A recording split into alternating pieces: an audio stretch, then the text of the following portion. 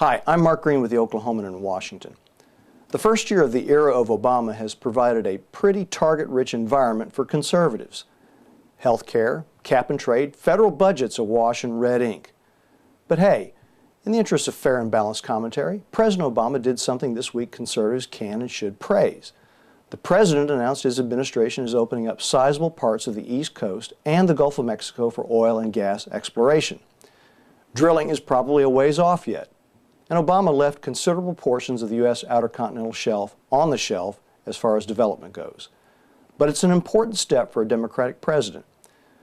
When you think about it, Obama's offshore drilling announcement really is a Nixon goes to China moment, recalling when President Richard Nixon reestablished U.S. relations with mainland China back in the 1970s.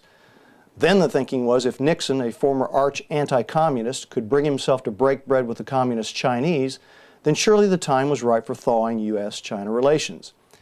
In the same way, if Obama, beholden as almost all Democrats are to the environmental movement, could acknowledge the need to use American fossil fuel sources as part of a comprehensive energy strategy, then offshore drilling might come to pass. That's basically what Obama said this week. The United States is on a path to the energy future, but it won't get there without short-term development of its resources, including oil and gas. No doubt the announcement prompted all kinds of non-greenhouse gas emissions at the headquarters of environmental organizations all across the country. But it's a good move.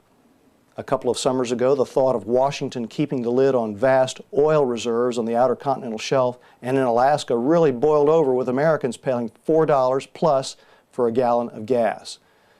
Now Obama has made a preemptive strike on the issue as the summer driving season approaches. He also thinks it might lure a few Republicans to his side on global warming legislation that's stalled in Congress. Maybe, but I doubt it. Cap and trade morphs too easily into a national energy tax, which is a job killer and a family budget buster. Republicans are more likely to accept Obama's gesture on offshore drilling and just say, thanks. Still, kudos to President Obama. Looking for American oil and gas is a sound move as part of an all-of-the-above energy policy. Credit where credit is due. Now, as I was saying about health care,